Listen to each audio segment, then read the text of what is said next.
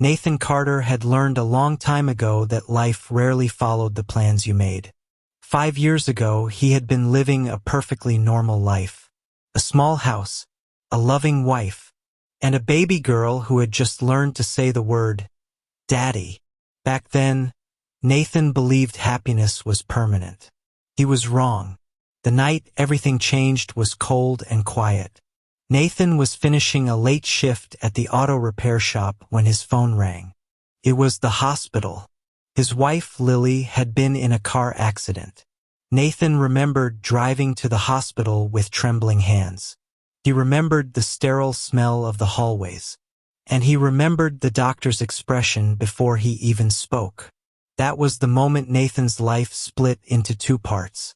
Before that night, and after. Lily didn't survive the accident, but their daughter Emma did. Emma had been in the back seat. Somehow she came out without a single scratch. Nathan often wondered if Lily had somehow protected her. From that day forward, Nathan became something he had never planned to be. A single father. 5 years later, Nathan's alarm rang at 5:30 a.m.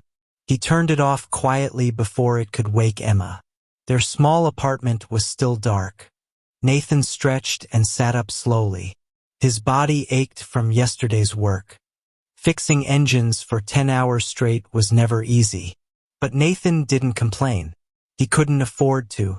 Rent needed to be paid. Food needed to be on the table.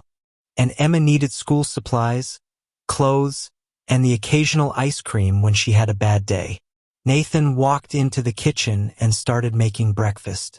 Pancakes, Emma's favorite. A few minutes later, small footsteps padded across the hallway. Daddy! Nathan smiled instantly. Emma stood there rubbing her sleepy eyes, her messy brown hair sticking up in every direction. Morning, princess, Nathan said. Emma sniffed the air. Pancakes. Nathan chuckled. You have superpowers, don't you? Emma grinned and climbed onto a chair. While she ate, Nathan packed her school lunch. Peanut butter sandwich, apple slices, a small cookie. Emma swung her legs happily. Daddy. Yes.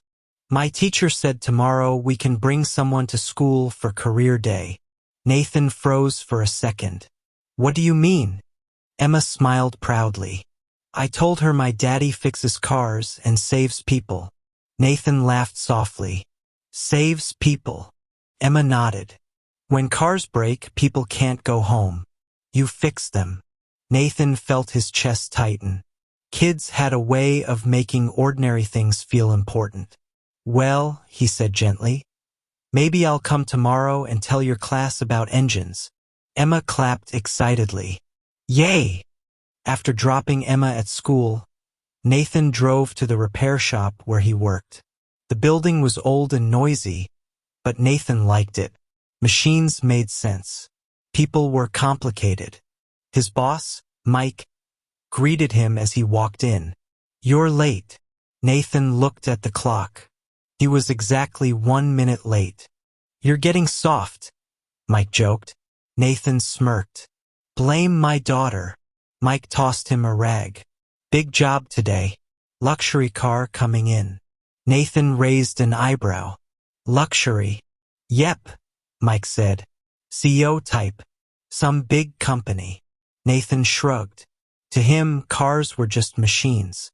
Didn't matter if it was a cheap sedan or $1 million sports car. They all had engines. And engines always broke. 2 hours later, the luxury car arrived. It was sleek, black, and probably worth more than Nathan's entire apartment building. Nathan opened the hood and started inspecting it. The engine problem was obvious. Loose belt. Simple fix. He was tightening the bolts when a voice spoke behind him. Excuse me. Are you the mechanic working on my car? Nathan turned around. And for a moment he forgot what he was doing. The woman standing there looked completely out of place in a repair shop. She wore a sharp black suit. Her long dark hair fell over her shoulders. and her confident posture made it clear she was used to being in charge. Nathan wiped his hands with a rag. Yeah. I'm Nathan. She extended her hand. Olivia Bennett. Nathan shook it politely. Her handshake was firm. Your car will be ready in about 20 minutes, Nathan said. Olivia nodded but didn't leave. Instead, she watched him work. Most customers didn't do that.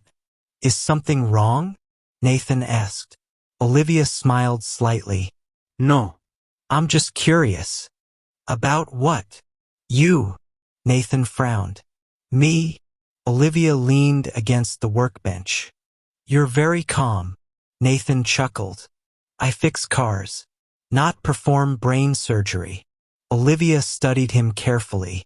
For some reason, Nathan felt like she was analyzing him, like a puzzle. Finally, she asked, Do you always work this hard? Nathan shrugged. Bills don't pay themselves. Olivia noticed a small photo taped to Nathan's toolbox. It showed Nathan holding a little girl on his shoulders. Your daughter? She asked. Nathan's expression softened. Yeah, Emma. She's cute, Olivia said. Nathan smiled. She's the best thing in my life. Olivia hesitated. Then she asked a question that surprised him. Where's her mother? Nathan paused. He rarely talked about Lily, but Olivia's tone wasn't intrusive. It sounded sincere. She passed away, Nathan said quietly. Olivia's expression changed immediately. I'm sorry. Nathan nodded. It was a long time ago. For a moment, neither of them spoke. Then Olivia did something unexpected. She sat down on a nearby chair. You know, she said, I run a company with 500 employees, and I complain about stress every day. Nathan laughed lightly. Everyone has problems. Olivia looked at him thoughtfully. And you raised a daughter alone?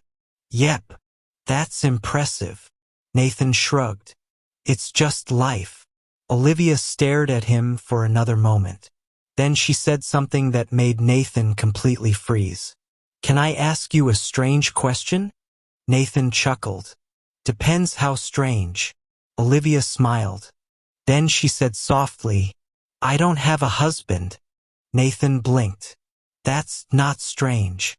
Olivia leaned closer. Her eyes locked with his. And I was wondering. Nathan felt his heartbeat suddenly speed up. Olivia took a small breath. Then she asked the question that would change both of their lives. Can I date you? Nathan stood there in complete silence.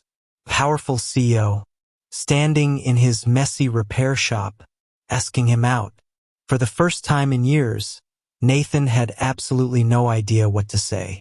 And Olivia Bennett was waiting for his answer. Nathan stared at Olivia as if he had misheard her. For a few seconds, the repair shop seemed unusually quiet. The sounds of tools clanking and engines humming faded into the background. You want to date me? Nathan finally asked. Olivia didn't look embarrassed. In fact, she looked completely calm. Yes, she said simply. Nathan scratched the back of his head. He was wearing a grease-stained shirt, old jeans, and boots that had seen better days. Olivia Bennett, on the other hand, looked like she had just walked out of a business magazine cover. Nathan chuckled nervously. I think you're joking. I'm not. Nathan looked around the shop as if someone might jump out and say it was a prank. But nobody was paying attention. Mike was arguing with another mechanic about a transmission problem. Nathan turned back to Olivia. Why me? It was a genuine question. Olivia didn't answer immediately. Instead, she watched him tighten the final bolt on her car's engine. You fixed it already? She asked. Nathan nodded. Loose belt. Olivia smiled. You solved that faster than the dealership mechanics. Nathan shrugged. They like making things complicated. Olivia stood up and walked closer to him.